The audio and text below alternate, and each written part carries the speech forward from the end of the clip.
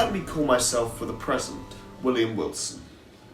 I am ashamed to tell you my real name, which is known and hated all over the world. Because of my evil life, I no longer enjoy the love and honour of others, and I have no ordinary human hopes or expectations. I shall not describe the later years of my life, which were full of misery and unforgivable crime. I suffered at one time from some tendency to evil intentions, as all desire of goodness seemed quite suddenly to leave me. Men usually grow evil by degrees, but I passed directly from simple dishonesty to the blackest crime. I want to describe the one chance event that caused this terrible condition. The shadow of my death is over me now, and it has softened my spirit. I need the sympathy and perhaps the pity of other people. I want them to look for something in my story that might lessen the shame of my guilt. I hope that they will agree that no one has ever been before as tempted as I have. It is certain that no one has ever given in to temptation as I have. At this moment, I am dying from the effects of a wild, terrible experience. My family has always produced men of strong imagination and uncontrolled emotion, often violent temper, and I am no exception. As I grew up, these faults developed and caused serious worry to my friends and great harm to myself. My parents could do little to change my ways because they themselves have the same weaknesses, and my voice became the law at home. Since I was a boy, therefore, I have been able to do very much as I liked. My earliest memories of school life are connected with a large old house in an English village. I was a pupil at this school for 5 years from my 10th birthday. It was at that time and in that place that I experienced the first uncertain warnings of my terrible future.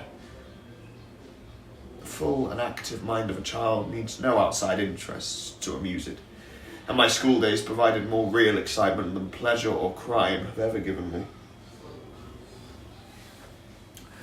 The unusual qualities of my character soon gave me a position of leadership among my school friends.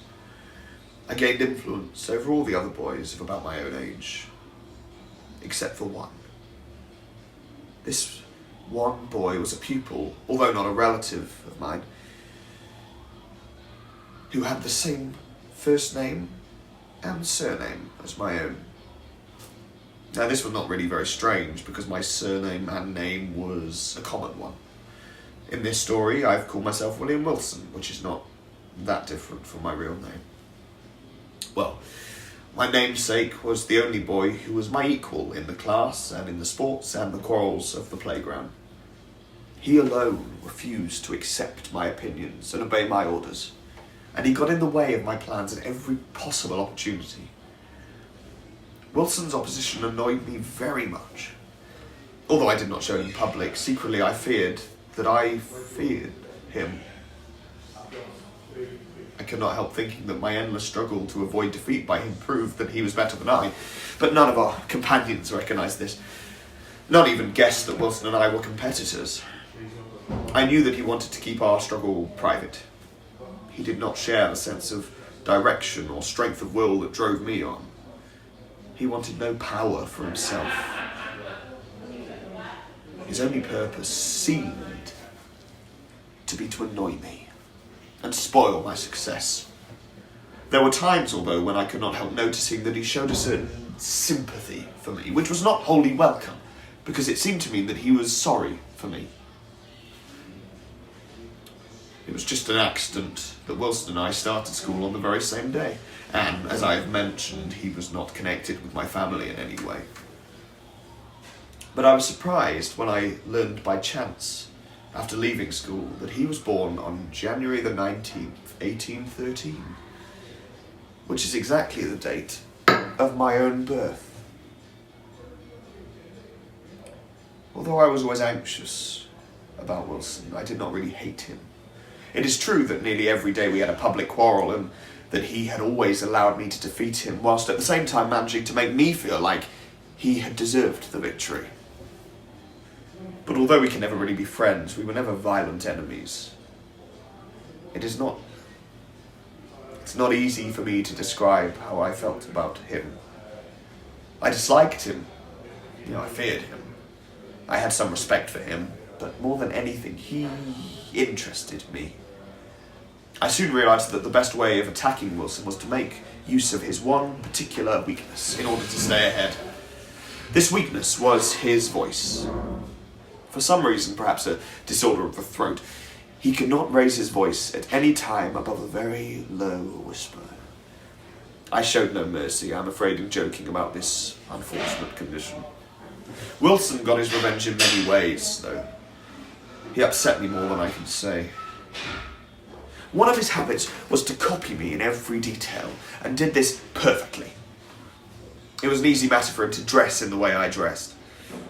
He was soon able to copy movements and general manner. In spite of the weakness in his voice, he even copied my speech. He could not produce my louder sounds, of course, but the key thing was, it was exactly mine. After a time, his strange whisper became the perfect model of my own voice. The success of all of this may be imagined when I say that we were the same size and as alike in appearance as two brothers. Now, the only comfort that I could find in this situation was that no one else seemed to notice. Wilson was himself the only one who laughed at me.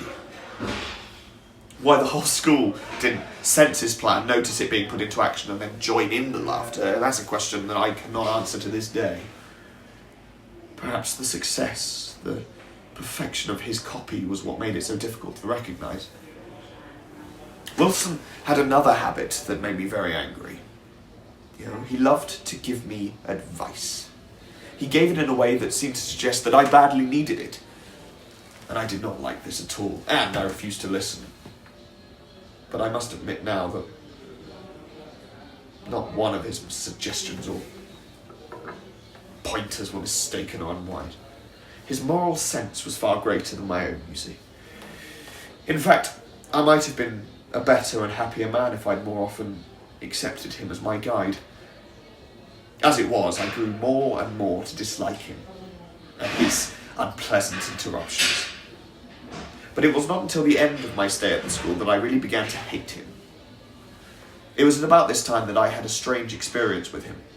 We had a more than usually violent quarrel, and because he had not expected to see me, he spoke and acted in an unusually open way with me. I discovered in his voice and in his manner and his appearance something which first surprised me and then deeply interested me.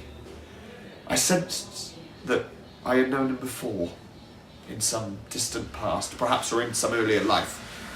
The feeling, it was more of a feeling than a thought, I think, disappeared as quickly as it came. And I mention it now simply because it was the last time I spoke to him at school. One night, just before I left the school, I decided to try and play one more joke on him. While everyone was sleeping, I got up and, carrying a lamp, went to Wilson's bedroom. I opened the curtains around his bed, and I saw that he was sleeping. I looked, and as I looked, a feeling of icy coldness flowed through my body. My legs and arms shook, the blood seemed to leave my head, and I felt sick with fear. Struggling for breath, I lowered the lamp to his face. Was this the face of William Wilson? I saw that it was, but I trembled at what I saw. He did not look like this, certainly not like this when he was awake. The same name, the same appearance. The same day of arrival at the school, I thought of his determined and meaningless copy of my walk, my voice, my manner, and my habits. Was it possible that Wilson's face, as I saw it now, was simply the result of his careful practice in copying my own? Shaken and unable to think clearly, I put out the lamp and left the room. Before morning came, I had left the school and never returned to it again. A few months later, I went to Eton. This change of scene caused me to forget the other school, and I thought no more about my namesake. I lived a very lazy and aimless life, and hardly studied at all. I shall not describe those 3 wasted years during which the roots of my evil became firmly established. My story moves on to the end of that time. One evening, after a week of hard drinking, I invited a small group of my wildest friends to a secret party in my rooms. The wine flowed freely, but there were other, even more enjoyable and dangerous attractions there that evening. The first light of day could already be seen in the east when the voice of a servant was heard outside the room. He said that some person who seemed to be in great hurry wanted to speak with me in the hall. As I stepped outside, into the shadows, I saw the figure of a youth about my own size. He was dressed in a white coat, just like my own. And he rushed towards me, took me by the arm and bent his head to mine. And then I heard the voice, the low whisper, "William Wilson," in my ear. He raised a finger and shook it violently as a grave warning. This movement of his brought 1,000 memories racing to my mind. They struck it with the shock of an electric current, and then, in a moment, he was gone. For some weeks after this event, I made many inquiries. I knew, of course, that my unwelcome visitor was my namesake. But who and what was this Wilson? Where did he come from? And what did he want with me? But I could find out nothing of importance about him. I learned only that he had left that other school because of a sudden accident in his family on the same day that I myself had left. A little later, I went to Oxford and attended the university. Here, the foolish generosity of my parents allowed me to continue a life of wasteful pleasure. And it was at Oxford that I learned the evil art of cheating. This shows how far I had fallen from the state of a gentleman. Actually, it was only the seriousness of this offence that allowed me to practice it. My friends, all of them, would rather have doubted the clearest proofs than have suspected me of such behaviour, for I was the happy, generous William Wilson. After I had successfully cheated at cards for years, a rich young man called Glendinning came to the university. He had a weak character and seemed the perfect person for my purpose. I often played with him and managed to let him win 1 or 2 fairly large amounts of money from me. And in this way, he fell deeper into my trap. At last, my plan was ready. I met him at the rooms of a friend who knew nothing about my cheating. There were 8 or 10 young men present. I carefully directed the conversation until it was Glendinning himself who suggested a game of cards. We played for a long time, and at last he and I sat alone at the table while the rest of the company stood around us, looking on. In a very short time, Glendinning, who was drinking heavily, owed me an awful lot of money. Less than an hour later, his debt was 4 times as great. I did not believe, though, that such a loss could account for Glendinning's extreme paleness, for now he looked as white as death. His family, I had heard, was one of the wealthiest in England. I thought that the wine must be affecting him, and I was about to suggest that we stop the game, when I was surprised by some remarks from our friends, and a cry of hopelessness from Glendinning. I understood then that I had ruined him completely, and that he had everyone's sympathy for this miserable position. There was silence in the room, and some of my friends present looked at me angrily. My face burnt, and I do not know what I might have done if we had not been suddenly interrupted. The door of the room burst open, and a violent wind blew out the lamps. Their light, as it died, showed us that a stranger had entered and was now standing among us. And we heard his voice. "Gentlemen," he said, in a low, clear, and never-to-be-forgotten whisper, which brought up a lump in my throat. "I am sorry for this interruption, but it is a duty. You do not know the true character of the person who tonight has won a large amount of money from Lord Glendinning. I advise you to examine the inside of his coat." And then he left the room as quickly as he has entered. How can I describe my feelings? How can I explain that the feeling of guilt is 1,000 times worse than the fact? But I had little time for thought. Many hands roughly seized me and the lights were relit. A search followed. All the picture cards necessary for the game that we played were found in a large pocket on the inside of my coat. Several sets of the cards, carefully arranged to give me a definite advantage, were found in the other inside pockets. My friends received this discovery with silent disbelief, and their silence troubled me more than any burst of anger would have done.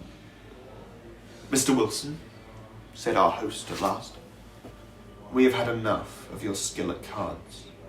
I hope you will leave Oxford. In any case, you will leave my rooms immediately."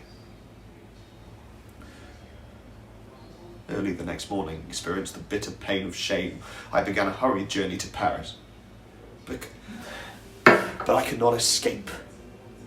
In Paris, Wilson again interrupted my affairs. Years went by, and I still could not lose him. In Rome, the height of my success, he stepped in again. In Vienna too, and in Moscow, I ran again, and he followed. To the ends of the earth I ran, but could never be rid of him. Whenever Wilson involved himself in any action of mine, he did so with a single intention: to prevent some plan which I might have caused serious harm to another. I gained no comfort from knowing this. I felt only anger over the loss of my natural freedom of action. Had he continued for many, many years to copy my dress? Oh, yes. But I had not once seen,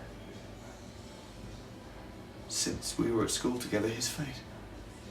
Whoever he was, whatever he was, the hiding of his face seemed to me the greatest foolishness. Surely he knew that I recognized him. He cannot fail to understand that to me, he was always the William Wilson of my school days, the hated namesake, companion, competitor. But let me hurry to the end of my story. By this time I had become a heavy drinker, and the effects of wine on my temper caused me to lose all patience with my namesake. I was in Rome in the year 1852, and decided to suffer no longer. One evening I attended a dance at the home of a rich man of a good family. He was a gentleman of great age who was married to a young, happily beautiful wife. I had arranged to meet the lady in the garden. I will not tell you of the shameful purpose of my plan, but I was hurrying there when I felt a light hand on my shoulder, and heard that low, ever-remembered whisper in my ear. I turned on him angrily and seized him by the collar. He was dressed, as I expected, exactly as I was, and we both wore swords. His face was entirely covered by the mask of black silk. "Devil," I shouted, "you shall trouble me no longer. Show me your sword." He paused for a moment. Then slowly he prepared to defend himself. It was over soon. I was wild with every kind of excitement. I felt that I could have fought an army. In a few seconds he was at my mercy, and I drove my sword repeatedly through his chest. At the moment I thought I heard a footstep behind me. I looked round, but there was no one there. Then I turned to my dying enemy. I cannot in ordinary language describe the terrible fear that filled me when I looked at him. He was very pale, and there was blood on his clothes. But in spite of these things, I could see that every mark and every line of his face, every thread of his dress, was in the smallest detail my own. It was Wilson, but he no longer spoke in a whisper. I might have imagined that myself was speaking while he said, "You have won, and I have lost. But from now on, you are dead. Dead to the world, dead to heaven, and dead to hope. You existed in me, and this body is your own. See how completely you, through my death, have murdered yourself.